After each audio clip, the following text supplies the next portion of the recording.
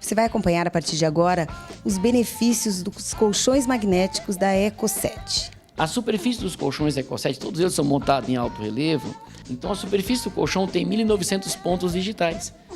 Então você vai deitar no colchão e toda a extensão do seu corpo, todo movimento que você faz, você vai deslocar essa massagem digital.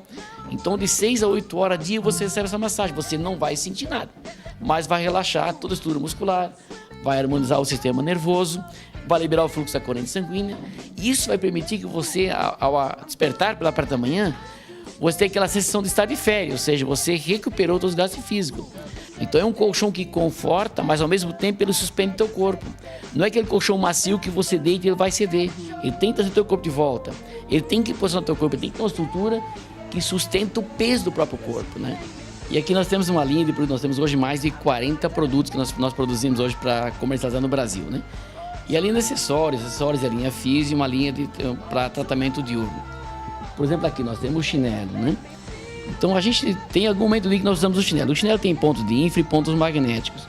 Porque o ponto magnético do chinelo, tanto masculino como feminino, ele vem para trabalhar exatamente essa questão. Como os terminais dos nossos nervos são embaixo dos pés, a gente deveria botar um pouco o pé na terra e não consegue, pelo nosso dia a dia que é um pouco complicado.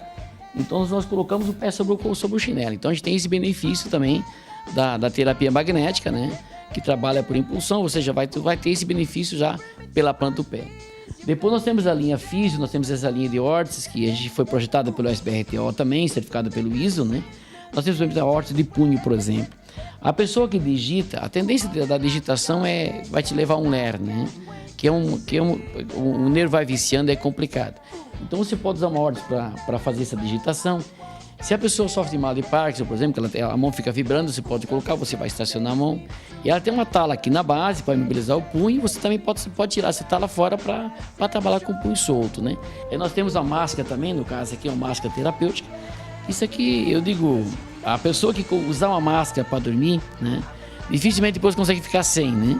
Porque dormir num quarto escuro já é gostoso, né? E essa máscara tem 33 pontos magnéticos. Porque trabalha todos os pontos dessa região do rosto, né? Então, para prevenir rugas de expressão, para todo o processo e para realmente descansar o olho, né? Aí nós temos a palmilha também, essa palmilha a gente tem na caixinha, mostra todos os pontos que é aqui. Certo, então parabéns, Eco7, você, né? Todos por esse trabalho bonito, tá? Por disponibilizar produtos de qualidade que ampliam de fato a qualidade da sua vida. Venha conhecer a Eco7, representante autorizado Walter Mitanque Colchões, 045 9982 9189, distribuidor para Cascavel e região.